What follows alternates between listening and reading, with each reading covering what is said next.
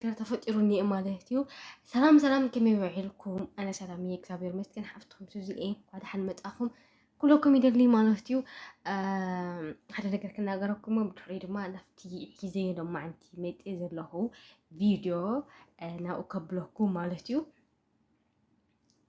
تايك لكم دليل بزح حسابنا وعلى فيديو ده يتسارحين وعلى فيديو ده يتسارحين من دبل بزح حساباتي من تنيو أوريدي ناو على فيديو سريحة أما تصفاف بتحني هو مالتيو ስለዚህ ናይ ባዕለይ ቪድዮ ኣብ ቀረባ ክትፅበይኒ ኢኹም ማለት እዩ ብደንቢ ብቪድዮ ወፂእ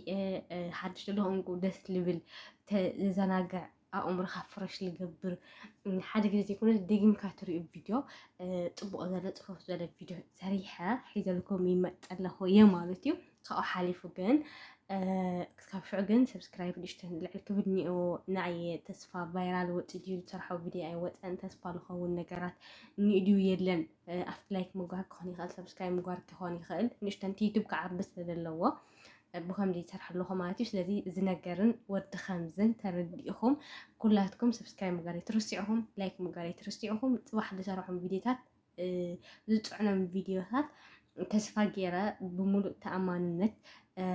ክሰርሖም እንትን ተሰሚዕን ደስ ኢሉኒ ዩቱበይ ከምዝኒአኒ ምናምን ኢሎም እንትን ክኸውን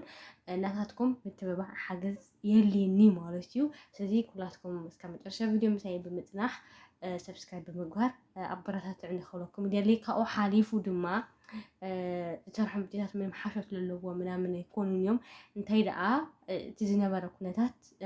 ናይ ባዕለይ ሓሳብ ናይ ባዕለይ ዝኾነ ነገር ለፍስሰሉ ልናገረሉ ክኸውን ለይግብኦ ድዩ ዋላ ክኾን ዝግብኦ ድዩ ምስ ባህልና ድዩ ምስ መንነትና ድዩ ምስቲ ንሰርሖ ምስ ናይ ጓል ኣንስተይቲ ኣንፃር ዘሎ ድዩ ምናምን ነገራት ዝመሰለኒ ሓሳብ ዝገልፀሉ ሪኣክት ዝገብረሉ እዩ ስለዚ ንሰብ ንምፅላም ወይ ንሰብ ሓደ ነገር ዝኾነ ነገር እንትን ንምባል ንምውዳቕ ወይ ሱም ንምፅላም ንምኽፋእ ምናምን ዝተበገሰ ምናምን ኣይኮነን ናተይ ሓሳብ ቅዱስ ሓሳብ እዩ እሱ ከዓ ዝመሰለኒ ሓሳብ ናይቶም ሰባት ዝገበርዎ ፅቡቅ ነገር ትኾን ፅቡቅ ነገር ጎዳእቲ ኮይኑለ ብፍላይ ደቂ ኣንስትዮ ከዓ ከምዚ ካብዘይ ክኾነ ይነበሮን ስለዚ ኣብ ቀፃሊ ብከምዚ ትሰርሑ ምናምን ኢለ ናይ ባዕለይ ሓሳባት ዘፍሰሉ እዩ ስለዚ ብከምዚ ተረዲእኹም ክትሕግዙኒ ተስፋ ይገብር ማለት እዩ ካብኡ ብምቕፃል ድማኒ ሚስ ኣዋርድ 2026 ኣብ ሰዓት ብጣዕሚ ሓበሻን ህልኽን ድልኽ ኮይነ ያለላ ማለት እዩ ብጣዕሚ በቲ ሓደ ጎኒ ደስ ይብለካ ከምዚ ምትሕግጋዝ ምትሕብባር ኣብ ዝሓሸ ደረጃ ትሰብ ንኽበፅሕ ምፅዓር ምልፋዕ ምናምን ብጣዕሚ ደስ ይብለካ ማለት እዩ ግን ትፅቡቅ ነገሩ ተሕማቕ ነገሩ ክነግረኩም ከለኹ ድማ ኣፍቲ ክትነብረሉ ትኽእል ኣብቲ መንእሰይ ክፈርየሉ ዝኽእል ነገራት ክንመፅእ ከለና ግን ብጣዕሚ ድኹማት ዝሕትላት ኣእምሮ ዘይብልና ምናምን ንኸውን ማለት እዩ ስለዚ ኣብቲ ስራሕ ኣብቲ ፋብሪካ ምስራሕ ኣብቲ ፅርግያታት ምስራሕ ኣብቲ ዩኒቨርሲቲታት ምስራሕ ለ ከምዚ ዓይነት ምትሕብባር ከምዚ ዓይነት ምርድዳእ ከምዚ ዓይነት ይህን ምባል ከምዚ ዓይነት ተደጋጊፍካ ምኻድ ተዝህልወና ተንለምድ ከም ባህሊ እንተንሕዞ ብጣዕሚ ደስ ይብል ተመሰማዕኒ ማለት እዩ ብወገን ኤርትራ ኣለኹም ብወገን ኢትዮጵያውያን ድለ ይኹን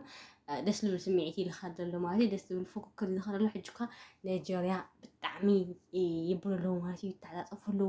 ይርከበለው ግን ዝኩሉ ግን ስኔት እስካብ ሕጂ ዝርከባ ሰብ ኣይተረኸበት እኒቶ ኢትዮጵያውያን ናይጀርያ ተርከባላ ተዓፃፂፋ ከዓ ትኸደላ ድጋሜ ተርከባላ ማለት እዩ ብቻ ዞሮ ዞሮ ግን ሶማልያን ናይጀርያን ከም ኢትዮጵያን ኤርትራን ኣብ قوت اللي خلنا من إحنا حيومنيو زين كان هاجراتكوا بدعم يسمعني خن حق زروا مالتيو زمنه ناريين هاجر من كري أخلوا بدعم حفاي مسيل تسمعني يسكها مسيل تسمعني مهنياته زلنا هذا بدعم اللي تحطني أمالتيو نادي أتنكا بدعم قلت مليون مالت قليل يكون حدا مليون مالت قليل يكون بزح جنزب يزفوس زرلا بزح سبيو سرحوا قريفو جزء قريفو منامن زحجزن دلو زين يحواتنا زي أتر مالتيو نا سلزي كلنا زي مرزنا مرز حدا خال أنا جر أما حتى حدا سك مرز يخليو حالك زي مريتنا طرح سوق تزين ملت بمسير يسمعني دقامي يطرح لنا يعني تقول له هو معلت ما دا قربيو دا تودئيو زي مرتكم مريتكم سابورت كلوان أبرات تعون حجزوان بدولار كتكفلوا تدخلوا سبات لا بدولار كفيلكم حجزوان عملوا لكم نقلة جنات راح تعالي سبات دماني بستخلكم متن بزي بوست بالمجوى حجزون كلكم يدلي مالتيو كأو حليف جن نحاوش هاللخ بجرامي لخنا فايرال اللي وقت زلا مالتيو سنيت كتوت ويدي ما ذا يرد كتوت منامن بالتالي كونسي زم أدوك كم يجرم كبولنا زم نشتن هزبي كم يجرم يولتنا زم أدوك كم يجرم يولتنا دبل قوت الخانة من حنا حيد الله ياو تجاربها كلت الدرجة تخافيلني إن كلت بالتالي كونه درجة ثلاثة إيد مسير تراوي يعني حق زلوا كأو تستوسن دما فرق ما يمرت أن فرق دما مسروتي يولي مرت زلوا مهنياتو تباندينا زل عنا إثيوبيا ينبر ناي أستراس لزي كورة هي ملكتنا لبلني أحد كلا إدما إثيوبيا من تبدنا ميجورو لنا يرتراوي عندهم أو فوق جديد حما جديد حكوزنا لازم يرتراوي كان حق سنينا تاي على بانديرا إثيوبيا بي بانديرا لا أي بانديرا إثيوبيا ما ولا تزيت على تزيت على لس أوكي لين سبدما إني مالتيو كقولتي ونت أخوينو من اللي مرت سنة عدل من يلنده إني ስለዚህ ኩሉን እናየው አሉ ምርጫ ይገብረለበት ምርጫው ግን አድማዕ ክኸውን ነው ኤርትራ ኸይርኩም ትመርጡ ሰባት አድማዕ ለኾነ ክትመርጡ ኢትዮጵያ ትመርጡ ሰባት ለ አድማዕ ኸይርኩም ትመርጡ ሰናይ ዕድል ትምነይለ ጸሎት ግብረቢልኩም ዕውታት ንኾና حوسنا كلكم يدلي مالتيو مخنياتو على حد ساعات عالم راسو بتعمي تجريمان بتعمي تجريمان مخنياتو نايتن كالو تهجرات كتر إخلنا نا إثيوبيا إرترا كتر إخلنا بتعمي تجرم زلا بتعمي يا توينج أهل الله مالتينا مع الخندزي سب متحوار بتحق جهاز فتسبب له نجارات منامن كتر إخلنا يتبوت منامن يا بدي زلا بتعمي تصديو تسيب لك كجدا እና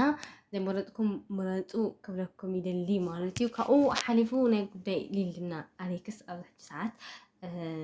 ሓዋ ኢደእቲኒ ማለትዩ ንሊሊ ሓዋ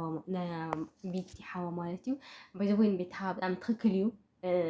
ከም ወዲ ተባዕታይ ብፍላይ ከምዚ መኸታ ዝኾነካ ሰብ ዝኾነካ ኣይኾንን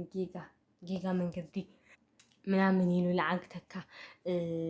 ሓውካ ምርካብ ደስ ልብል ስምዒት ዘለዎ ደስ ልብል ጉዳይ ማለት እዩ ስለዚ ቤቲ ነዚ ጉዳይ እዚ ብዙሕ ነገራት ዓበይቲ ዝኾኑ ሚስጥራት ይወፁ ኣለዉ ቪድዮታት ሪካርድታት ይወፁ ኣለዉ ምስልታት ይወፁ ኣለዉ ብፍላይ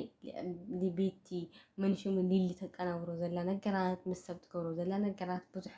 ፋይላት ትሕዘላ ኣላ ማለት እዩ ስለዚ እዚ ጉዳይ እዚ ትማሊ ኣሌክስ በፂሕዎ ብጣዕሚ ድማ መሕዘኒ ነይሩ ማለት እዩ ብፍላይ ሊሊ ወይ ሊሊ ዋላ ተጋጋይ ኣነ ሓቂ የለ ምክንያቱ ሰብኣያ እዩ በዓል ገዛ እዩ ወሊዶም እዮም ምናምን ስለዚ እዚ ጉዳይ እዚ ክንዚ ከፈት መስዋዕቲ ከፊላ ንዕኡ ዝኾነ ነገር ተገበረት ሰብኣያ ስለዝኾነ ኦኬ ቤት ግን ነዚ ጉዳይ እዚ ልዕሊ ሊሊ ልዕሊ ሰበይቱ ምናምን ተሓሊ ትሕላቅ ምናምን ፃሕኒ ጉሕፋክ ምዃኑ ክትፈልጡ ኔኪ ንሓዳረየ ክምለስ ትልክ ብለክ ምዃኑ ክትፈልጡ የኔኪ ስለዚ ከቢርኪ ንዓኽ ልኸውን ቆንጆ ለባም ስነ ልቦና ለልበሰለ ናይ ስራሕ ሰብ እንተትርኢ ተዝትምረፂ ተዝመርፀኪ ጽቡቅ መሲሉ ይስምዐኒ ማለት እዩ ምክንያቱ ጫሕንጎ ሓደጋ ንኸይኸውን ሂወትኪ እናኽለኩም ይደለ ዝረዞ በቴል ግን ሰናይ ዕድል ንዝምረጣ ዘለዋ እግዚአብሔር አምላክ ምስአኒ ይኹን ሞገስ ይሃበን ለለማ አንድ ቪዲዮ ተመስኒ ራስ ሰናይ ናኹን